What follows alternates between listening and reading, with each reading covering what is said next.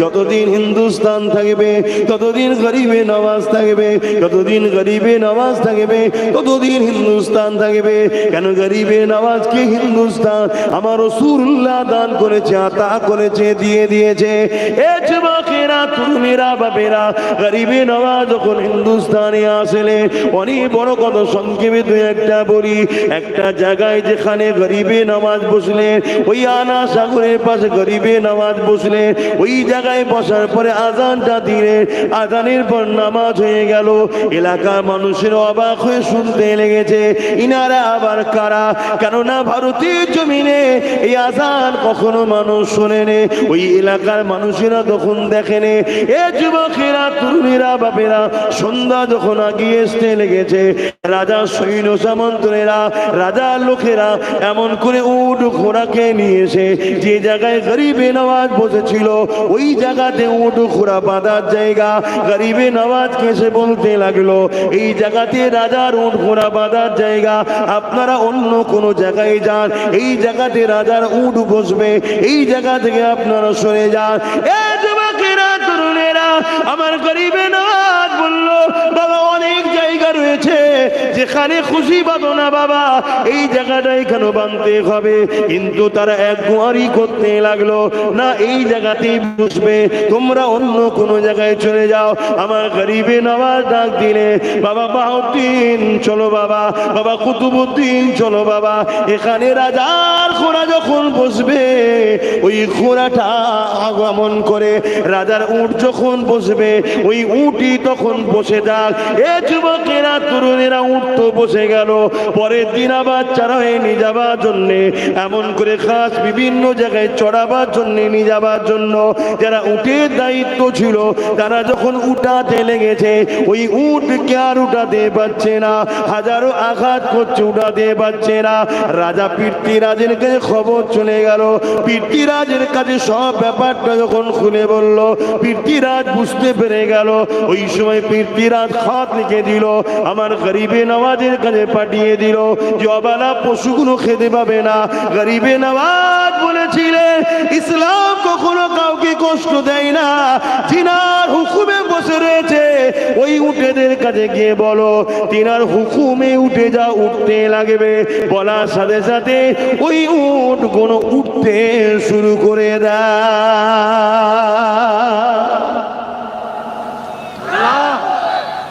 আল্লাহ, যে গরিবে নওয়াজের 850 বছর আগে বসানো উঠকে উঠাতে পারে না, আজকে সেই গরিবে নওয়াজের মাজারের মার্বেল তোলার স্বপ্ন দেখছে একদল মানবরূপী পশুরা।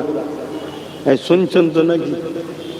হ্যাঁ, সময় থাকতে থাকতে উচিত হবে ওদের ক্ষমা চেয়ে যাওয়া গরিবে নওয়াজের দরবারে। আর না হয় জাহান্নাম ইন্তজারে রয়েছে। আগ যখন ধরবে, আগুন যখন পাকড়াও করবে, রেহায়াত থাকবে না।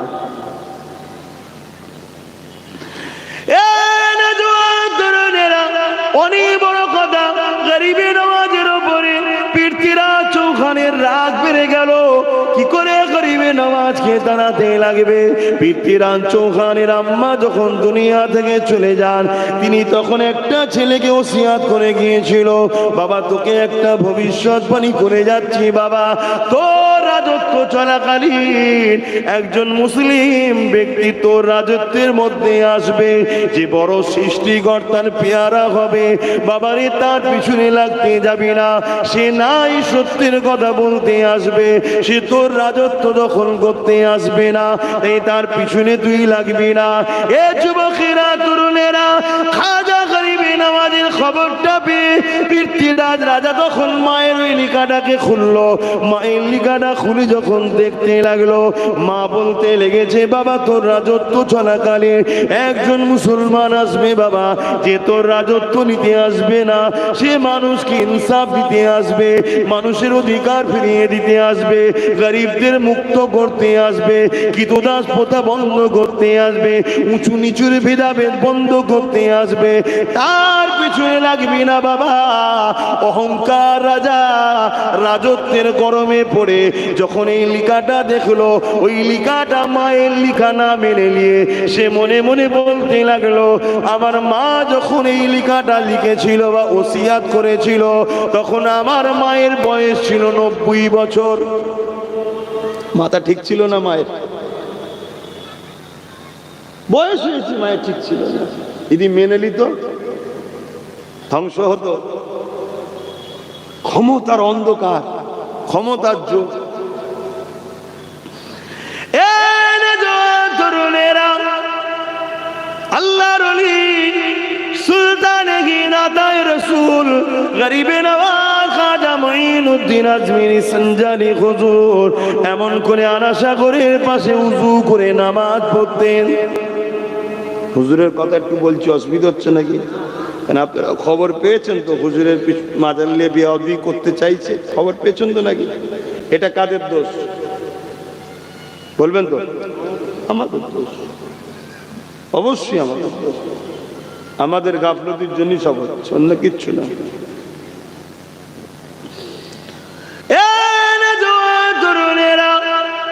আল্লাহর ওলি সুলতানে গরিবে নওয়াজ খাজা মঈনুদ্দিন আজমিরি সঞ্জালি রাহমাতুল্লাহ আলাইহি আনাসাগরে উযু করতেন। ওই আনাসাগরটা ছিল রাজার জন্য স্পেশাল। ওই জায়গাতে মুসলমান উযু করে নামাজ পড়ে, খাওয়া দাওয়া করে, পানি খরচ করে। এই খবরটা যখন পৌঁছে যায় এমন করে গরিবে নওয়াজের কাছে সৈন্য পাঠিয়ে দেওয়া হয়, তেনাদের ঘরে আনাসাগরের পানি ব্যবহার করতে নিষেধ করা হয়। এ যুবকেরা, তরুণীরা, বাপেরা, এই গরিবে নওয়াজ হযরত কুতুবউদ্দিন বখতিয়ার কাকি রাহমাতুল্লাহ আলাইহিকে বললে, বাবা কুতুবউদ্দিন রে, যাও বাবা এক লোটা পানি তুলে নিয়ে আসো, না জানি আর হয়তো পানি ব্যবহার করতে দেবে না বাবা। এক লোটা পানি তুলে নিয়ে আসো বাবা। আমার গরিবে নওয়াজের হুকুম শুনে যখনই তিনা খলিফা মুরিদ যখন পানিটা উঠাতে লাগলো, ওই সময় দেখা যায় সমস্ত পানি ওই লুটার মধ্যে চলে আসে। আরো করে বলুন সুবহান। হাদিস পাকের মধ্যে আছে আল্লাহর ওলিরা দুনিয়া থেকে চলে যাওয়ার পর 70 গুণ পাওয়ার বেড়ে যায়। দুনিয়ায় থাকা অবস্থায় যদি গরিবে নওয়াজ এটা দেখায়, চলে যাওয়ার পর পাওয়ার কত বাড়ে? 70 গুণ।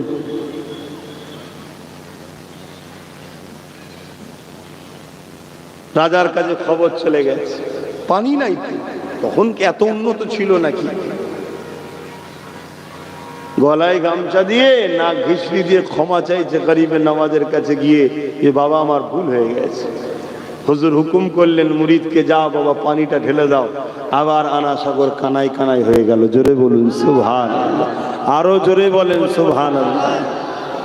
তাহলে আমরা হাত গুটিয়ে বসে থাকি? আমার গরিবে নওয়াজ তো বিশাল বড়, কিন্তু ভালোবাসার ইজহারের দরকার আছে না? না, কথা বলে।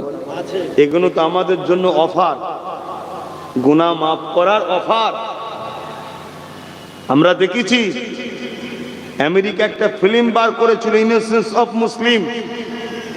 ওই ফিল্মটা যে হলে প্রথম উদ্বোধন করেছিল এবং যারা করেছিল সবাইকে আল্লাহ শেষ করেছে। কিন্তু কখন শেষ করেছে? যখন দুনিয়ায় প্রচার হয়ে গেছে, সব জায়গায় আন্দোলন, মিছিল, প্রতিবাদ হয়েছে, তারপরে আমার প্রশ্ন এটাই, আরে আমার আল্লাহ তো সেই সিনেমা হলকেও ধ্বংস করলো। যারা ফিল্ম করেছিল জালিয়াতির নামে তাদের ফাঁসি হলো, সব হলো। তো এটা তো প্রথমে করে দিতে পারতেন আল্লাহ। আরে প্রথম যদি করে দিত, কঠিন নবীর গোলামরা চলতে গিয়ে পাপ করেছিল, অন্যায় করেছিল, কিন্তু রাসূলুল্লাহর এই অপমানকে সহ্য না করতে পেরে রাজপথে নেমে মিছিল করেছিল। এর বিনিময়ে আল্লাহ তাদের গুনাহকে মাফ করেছে। জোরে বলুন সুবহানাল্লাহ। এই অফারটা, এই সুযোগটা পেত। কথা কিছু বুঝছেন না, বোঝেন না? অতএব আমার মসজিদে, আমার মাদ্রাসায়, আমার কোরআনে, আমার রাসূলে, আমার গরিবে নওয়াজের উপরে যারা চক্রান্ত করছে, এ জালিমদের তো আল্লাহ মিটাবেই, ইনশাআল্লাহ 100% মিটাবে। কিন্তু আমাদের জন্য অফার চলছে, আমরা যদি ভালোবাসার ইজহার করতে পারি, যেমন আমি লড়াই করছি, আমার ঈমান, আমি দরদ দেখাচ্ছি আল্লাহর মাহবুবকে ভালোবাসা, এর বিনিময়ে আল্লাহ আমার গুনাহ মাফ করবে, এটাই হলো অফার আমাদের জন্য। জোরে বলুন সুবহানাল্লাহ। কিন্তু দুর্ভাগ্যের বিষয়, এরপরও আমার নবীর এক উম্মতের মধ্যে একটা অংশ তারা এখনো তো ঘুমিয়ে আছে, আছেন না? নাই? বাবেরা, নওজওয়ান, তরুণেরা, ও নবী পাকের উম্মত উম্মতিরা, আমার গরিবে নওয়াজ সুলতানে কে জানো, যিনি একদিক দিয়ে হযরত ইমামে হাসান হুজুরের আওলাদ, আর একদিক দিয়ে ইমামে হুসাইন হুজুরের আওলাদ, দুই দিক সম্পর্ক, অর্থাৎ মুঈনুদ্দিন আজমিরি, হাসানি ওয়াল হুসাইনি। এ যুবকেরা, তরুণেরা, আমার গরিবেরা যখন হিন্দুস্তানে আসে, আমার একদিন রাস্তা দিয়ে যেতেছে, এমন সময় দেখা যায় একদল মানুষ আগুনের উপাসনা করতে লেগেছে। আমার গরিবে নওয়াজ সেখানে পৌঁছে গেলে, সেখানে দাঁড়িয়ে গিয়ে তাদেরকে বলতে লেগেছে, বাবারা কোনো কি করতে লেগেছো? তারা বলতে লেগেছে, আমাদের আগুন খুদার উপাসনা করতে লেগেছে। কতদিন করতে লেগেছো? তারা বলতে লেগেছে 40 বছর ধরে করতে লেগেছে। এ নওজওয়ানেরা, গরিবে নওয়াজ বললেন, তাহলে 40 বছর ধরে যখন তোমাদের বিশ্বাস আগুন খুদার পূজা করতে লেগেছো, তাহলে নিশ্চয়ই হাত দিলে পোড়াবে না, তোমরা কেউ একজন হাত দিয়ে দেখাও। তারা বলতে লেগেছে, আগুন তো পুড়িয়ে দেবে। আমার গরিবে নওয়াজ বলেছিল, আগুনের পুরাবার ক্ষমতা নাই। আগুনের পুরাবার ক্ষমতা আছে? ইব্রাহিম নবীকে পুরালো না কেন? আগুনের পুরাবার ক্ষমতা নেই। সব ক্ষমতার মালিক কে? জোরে বলুন না, আল্লাহ।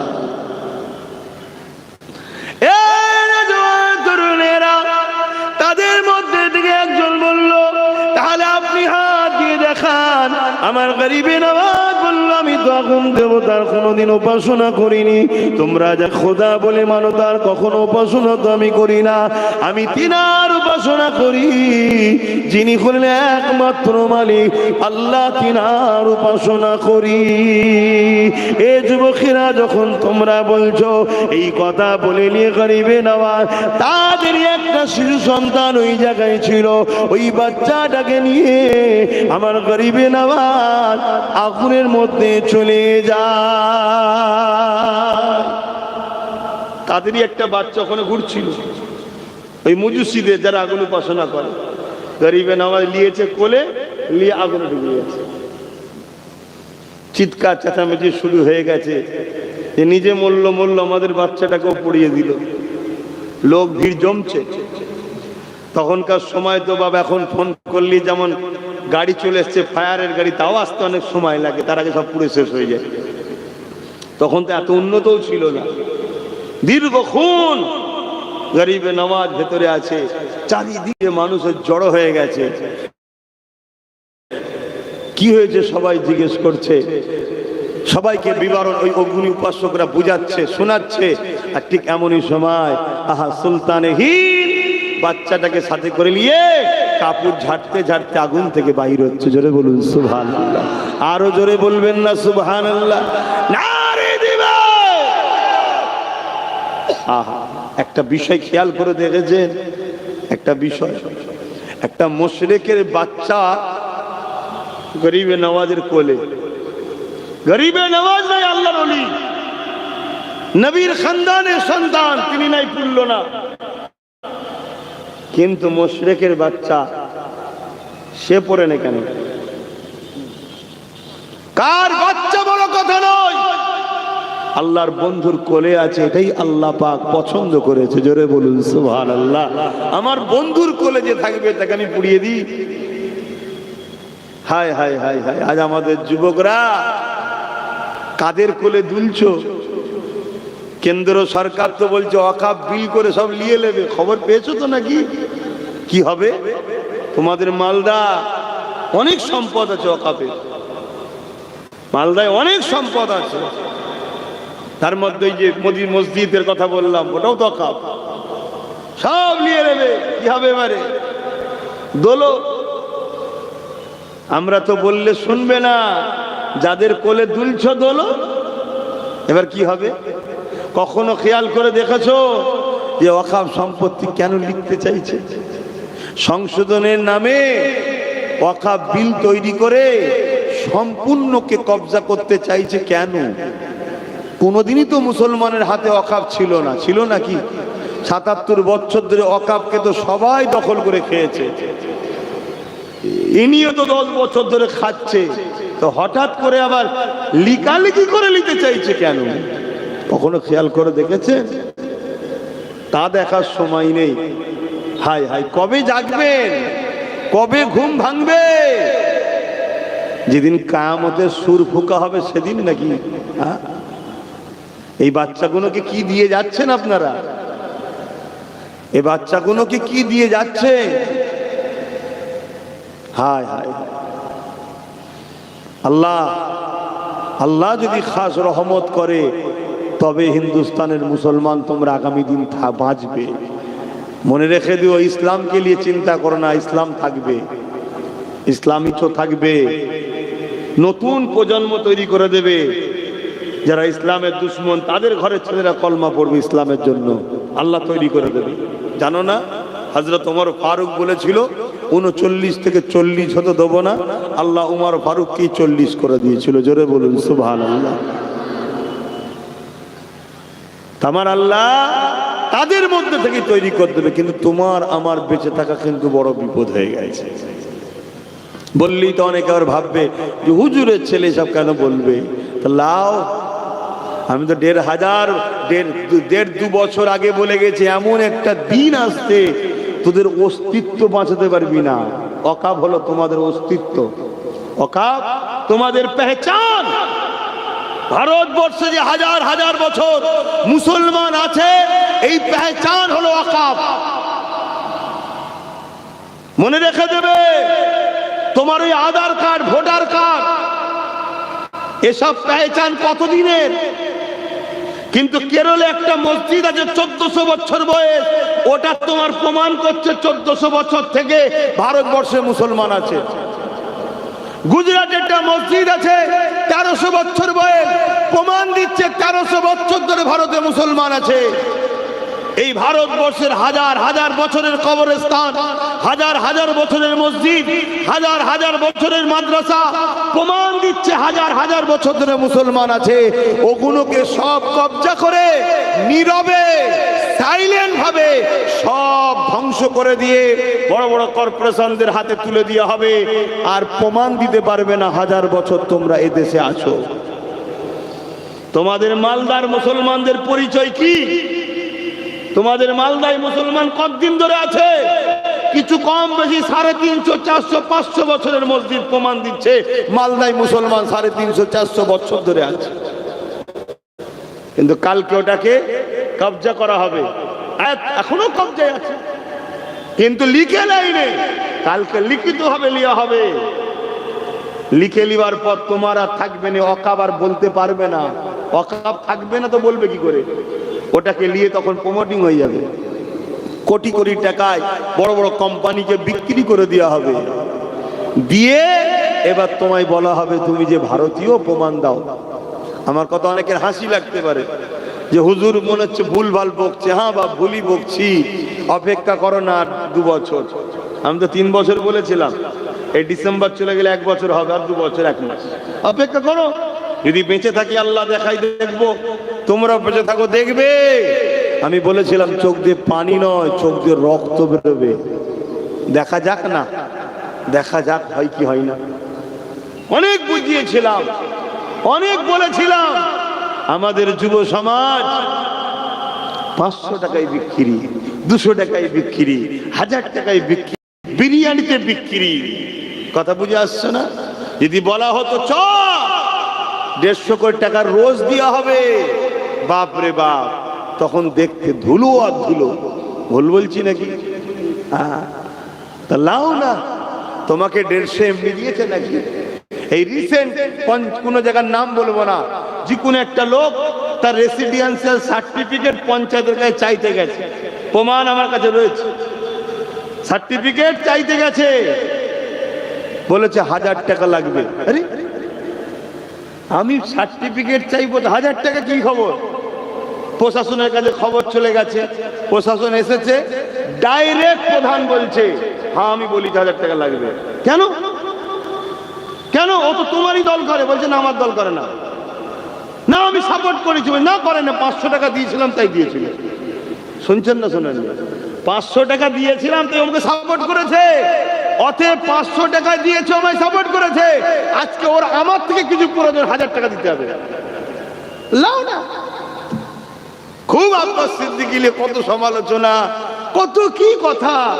আমার ঘরের লোকেরা, বাইরের লোকেরা সবাই মিলে আমার পিছনে লেগেছিল। আল্লাহ আমাকে এখন দিন দিয়েছে একটু দেখা, তারপরেও কিন্তু আমি লড়ছি এখনো। সোশ্যাল মিডিয়ায় দেখো কি দেখি না, শুধু লড়ছি এই গুণের জন্য, এই বাচ্চা গুণের জন্য। কেন? আমাদের পাওনা মিটানো দরকার আছে, আমাদের একবার সাইজ হওয়া দরকার আছে। যদি সহজে এই মেঘলা কেটে যায় না, কাল থেকে আর কাপড় তুলবে না, বলবো মেঘলা আবার চলে যাবে। একবার ভিজা দরকার আছে, তবে যে শুধরায়। বহুত ব্যথা নিয়ে বলছি, বহুত কষ্ট নিয়ে বলছি। তুমি জানো তোমার আমার পশ্চিম বাংলায়, তোমার আমার পশ্চিম বাংলায় নামের আগে লিখতে হয় কোন কাস্ট। লিখতে হয় তো নাকি? তুমি আমি কোন কাস্টের বলুন? কোন ধর্মের বলুন? একটা ছেলে বলছে মুসলিম। কোন ধর্মের? ইসলাম। কিন্তু আজকে সেটাকে তুলে দিয়ে, খোঁজাও না বাপ, তুলে দিয়ে করা হয়েছে মুসলমান। তার মানে কি? নীরবে ইসলামকে ভোলানো হচ্ছে, নীরবে ভুলিয়ে দেওয়া হচ্ছে। তুমি জানো তোমার আমার পশ্চিম বাংলায় কোরআনের সিলেবাসকে বন্ধ করে দেওয়া হয়েছে মাদ্রাসায়। মার্কশিটে কোরআনের একটা পয়েন্ট থাকতো, যেমন অঙ্ক, ভূগোল, বিজ্ঞান, এত নম্বর এত নম্বর, ঠিক কোরআন বলে একটা লেখা থাকতো, তাতে নম্বর কত পেত লেখা হতো। ওই পাঠটাকেই তুলে দিয়েছে। কে তুলেছে? আমি, আমার ভাই। লাও না বাবা, আব্বাস সিদ্দিকী কোন খারাপ? লাও, অপেক্ষা করো, খোদা ছেড়ে দেবে না। কেন? তোমার আমার সহযোগিতাতেই জালিমের পাওয়ার হয়েছে। অসুবিধা হচ্ছে, এখনো সময় আছে। তওবা করো, তওবা করো, আল্লাহর কাছে কাঁদো, ফিরে আসো, ফিরে আসো, এখনো সময় আছে। ওয়াকাফ কি জিনিস আমার কম বোঝে না। এই ওয়াকাফ কি জিনিস বোঝেন আপনারা সবাই? কারা কারা ওয়াকাফ সম্বন্ধে বোঝেন হাত তুলবেন, আমি জিজ্ঞেস করব। কিন্তু কারা কারা বোঝেন যে ওয়াকাফ কি জিনিস জানি, একটু হাত তোলেন তো। দেখো কয়েকটা হাত, তাহলে বলুন, বলুন। এ সমাজকে বোকা বানানো কি অসুবিধে যাবে? আমার সময়ও নেই বলার। আপনারা সোশ্যাল মিডিয়াতে আমার প্রতিবাদগুলো দেখছেন না? পিএবিএস ইউটিউব খুঁজে দেখবেন, পিএবিএস ওতে দিচ্ছে। মামার নামে একটা পেজ আছে, অফিস চালায়, পীরজাদা এমডি আব্বাস সিদ্দিকী আল কোরাইশি। ওতে দেখবেন প্রতিবাদ কিন্তু খুলে খুলে বলছে ওয়াকাফ কি জিনিস। আর না 2-5 মিনিট বলবো? হ্যাঁ, ওয়াকাফ হলো ইসলামেরই একটা পার্ট। নিজের ধর্ম সম্বন্ধেই জানো না। যেমন ইসলামে নামাজ আছে, রোজা আছে, হজ আছে, দাঁড়িয়ে আছে, টুপি আছে, হালাল আছে, হারাম আছে, পাক আছে না পাক আছে, বিভিন্ন বিষয় আছে তো না। ইসলামেরই একটা পার্ট হলো ওয়াকাফ। অর্থাৎ আল্লাহর রাহে ধনীরা সম্পদকে দান করে দেয়, উৎসর্গ করে দেয়। জোরে বলুন সুবহানাল্লাহ। পৃথিবী জুড়ে এই ওয়াকাফ হয়। আমার নবী সাহাবী হযরত আবু বকর সিদ্দিক ওয়াক্ফিলিল্লাহ করেছে, উমর ফারুকও করেছে। এভাবে যুগ ধরে চলে হাজার বছরের ধনী লোক ছিল। তারা এই মুসলিম উম্মার উন্নতির জন্য, মুসলিম উম্মার শিক্ষার জন্য, মুসলিম গরিব ছেলেদের বিয়ে শাদী, শিক্ষা, পড়াশোনার জন্য 27 লক্ষ বিঘের ওপরে সম্পত্তি দান করে গেছে। কত? এটা কম করে বলছি, এরা আরো বেশি আছে। এই সম্পত্তি দান করেছে কার? আল্লাহর রাহে। উদ্দেশ্য কি? এই সম্পত্তি থেকে যা ইনকাম হবে মুসলিম গরিবদের ছেলেপুলেদের শিক্ষার পিছনে খরচ হবে, শিক্ষা প্রতিষ্ঠান তৈরি করা হবে, হোস্টেল তৈরি করা হবে, এতিম বিধবা অসহায়দের পিছনে খরচ করা হবে। এই উদ্দেশ্যে আল্লাহর রাহে দান করেছে। এটা সম্পূর্ণ হলো ইসলামের একটা সম্পদ। কথা বুঝে আসছে না? না, এই সম্পদ দীর্ঘ ৭৭ বছর দেশ স্বাধীনতার পর থেকে, তার আগের বিষয় তো আমি জানি না, তার আগের বিষয়ে কিছু জানা যাচ্ছে? কারণ স্বাধীনতার পর থেকে দীর্ঘ ৭৭ বছর ধরে কম বেশি যে যখন যেখানে ক্ষমতা এসেছে সবাই মিলেই লুটে পুটে খেয়েছে। শুনছেন তো নাকি? এখন কারো গায়ে লাগলে তো হবে না, বাপ খেয়েছিস তো সহ্য করতে হবে না, লুটে পুটে খেয়েছে। কিন্তু একটা বিষয়, তারা একা খায়নি, কিছু মুসলিম নামধারী দালালদের ঘরেও ভাগ দিয়ে খেয়েছে। এখন শুনছেন তো নাকি? আমি দালাল বললাম, খারাপ লাগলো? আরে আমার গরিব মা বোন বাপ ভাইয়ের স্বপ্নকে ভেঙেছে। আজকে যদি এই অর্থ যদি প্রকৃত গরিব ছেলেদের পিছনে ব্যয় করা হতো, তাহলে এই ভারতবর্ষে একটা এপিজে আবুল কালাম কেন, হাজার হাজার এপিজে আবুল কালাম হতো। আমাদের গরিব ঘরের ছেলেগুলো আইপিএস অফিসার হতো, জজ হতো, ডিএম হতো, বিডিও হতো। এই দেশ ও বাংলা অনেক তারাক্কি করে যেত। তারা আমাদের বাচ্চাদের ভবিষ্যৎকে চুরি করে খেয়েছে, ইসলামের সম্পদের টাকাকে ঝেড়ে খেয়েছে। আর আমাদের মধ্যে কিছু নামধারী বক্তা মুলি সাহেব ছদ্মবেশী, তারা যাতে না চিল্লায়, সমাজকে না জাগায়, তার জন্য তাদের কিছু ভাগ দেওয়া হতো। শুনছেন তো নাকি? এভাবে যুগ যুগ ধরে চলে আসছে। আমাদের উত্তর ২৪ পরগনায় একজন আল্লাহর ওলি আছে, যিনার নাম হচ্ছে হযরতে আব্বাস আলী গোরাচাঁদ রহমাতুল্লাহ আলাইহে।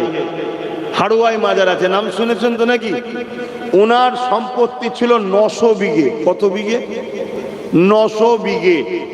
সেই সম্পত্তিটা আজকের দিনে দাঁড়িয়ে আছে মাত্র ৯২ শতক। শুনছেন কি গো? শুনছেন না শোনেন না? না আপনাদের মনে হচ্ছে খেচ্ছে খাগে যা কি সব শুনে কি করব মনে হচ্ছে তো নাকি? আমার ডাল ভাত কোন রকম হলেই হয়ে গেল। হ্যাঁ বাপ, এই জমিনে রোজ কুকুরও খাই, এই জমিনে রোজ কুকুর খায়, কোনোদিন কুকুর শুকিয়ে থাকে না, খোঁজ নেবেন। এই জমিনে রোজ কুকুর খায়, যেমন করে হোক তার খাওয়া কিন্তু হয়। সে লাঠি খেয়ে হোক, ছিচি করে হোক, ঝাঁটার মার খেয়ে হোক, খাওয়া ঠিক কুকুরের হয়। তা আপনার খাওয়াটা আমার খাওয়াটা যদি কুকুরের মতো হয়ে যায়, ওই খাওয়াটা ভালো না ইজ্জতের রুটি খাওয়া ভালো? একটু ভাবতে হবে তো নাকি? আর যদি মনে হয় যে না বাবা ওই কুকুরের মতনই ঠিক আছে, তাহলে আব্বাস সিদ্দিকী বাপ ভুল করছে। কথা কি করা হয়ে গেল নাকি? কি গো ইসমাইল সাহেব, কথা কি করা হয়ে গেল? তাও যদি জাতি পরিবর্তন হয় তাও আলহামদুলিল্লাহ। জাতি যদি এরকম স্লো পরিবর্তন হয় তাও আলহামদুলিল্লাহ। অতএব বাপ আমার, ভাই আমার, বুঝুন, আজকে শুধু তোমার আমার ভবিষ্যৎ এখানে জড়িয়ে নাই। কালকে যখন তোমার মসজিদের এসে নোটিশ হয়ে যাবে এটা ওয়াকফ প্রপার্টি নয়, ভাঙো। কবরস্থানকে বলা হবে এটা ওয়াকফ প্রপার্টি নয়, তোলো। তোমার আমার বাপ দাদুর লাশের হাড়গুলোকে তোলা হবে। এমনও শুনে রেখে দাও, আগামী দিন তোমার আমার কবর দিবার জায়গা হবে না। কজন নিজের উঠোনে দেবে বাপ? কজনের আছে কত বড় জায়গা? লাস্টে কি হবে? বলতে হবে পুড়িয়ে দাও। আগামী দিন সেই দিন আসছে। আজকের এই ওয়াজটা রেকর্ডিং হচ্ছে তো নাকি?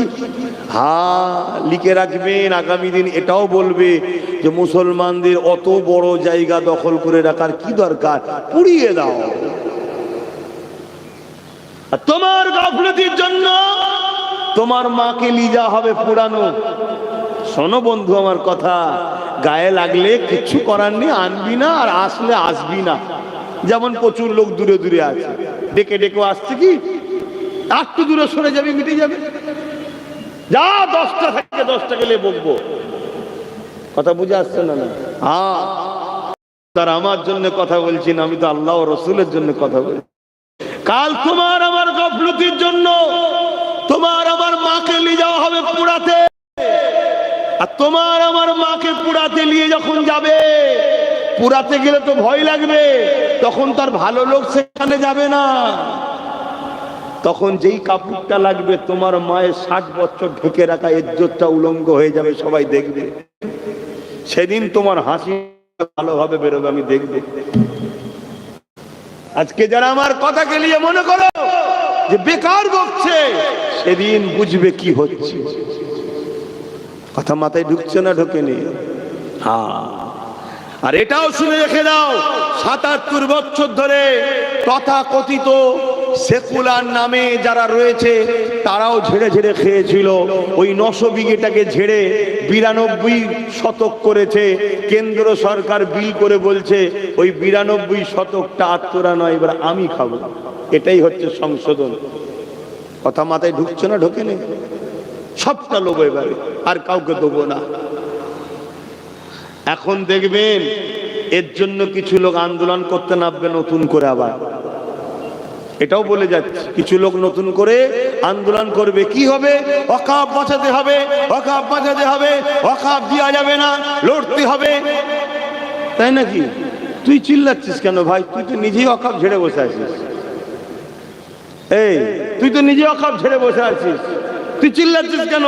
তুই তো এত বছর খেয়েছিস, তুই তো এত বছর খেয়েছিস, তুই চিল্লাচ্ছিস কেন?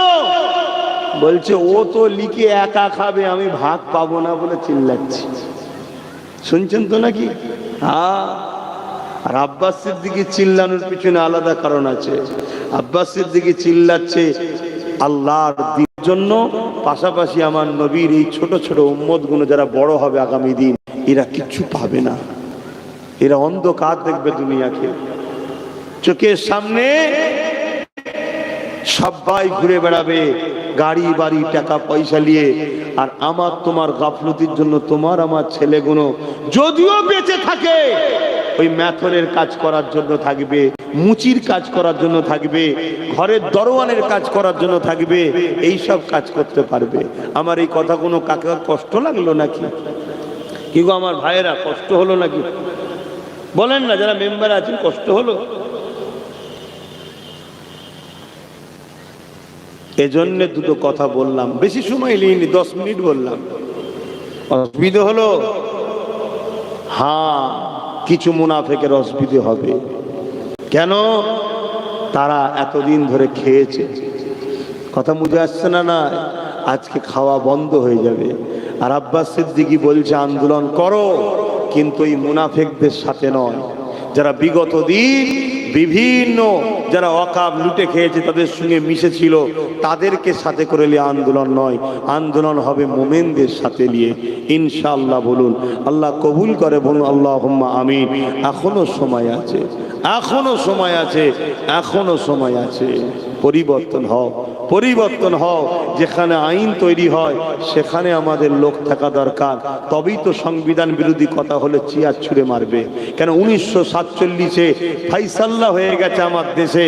47-এর পর থেকে এই দেশ স্বাধীন হয়েছে। 47-এ সেই দিন থেকে নিয়ে যেটা মসজিদ ছিল মসজিদ থাকবে, যেটা মাদ্রাসা ছিল মাদ্রাসা থাকবে, যেটা মন্দির ছিল মন্দির থাকবে, যেটা গুরুদুয়ার গুরুদুয়ার থাকবে, যেটা খ্রিস্টানদের চার্চই থাকবে। কোনো রকম সেটা নিয়ে পরিবর্তন করা যাবে না, তার বিরুদ্ধে কোনো সমালোচনা করা যাবে না। কিন্তু আজকে সেই আইনকে বুড়াগুল দেখিয়ে, সেই মীমাংসাকে পোড়াগুল দেখিয়ে কেন্দ্র সরকার ক্ষমতার জোর দেখিয়ে মসজিদ মাদ্রাসা কবরস্থান এমনকি আমার গরিবের নামাজের রওজার বিরুদ্ধে ষড়যন্ত্র চালাচ্ছে। মনে রাখবেন, এরা জায়গা থেকে ফিরে না আসে, এদেরকে মিটাবার জন্য আমার আল্লাহ যথেষ্ট।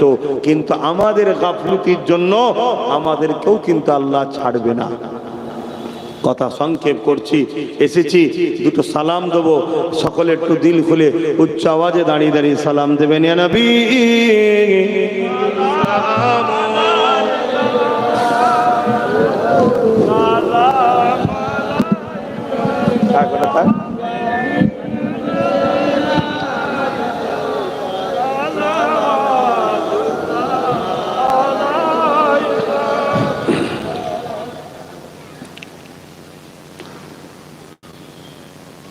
طلع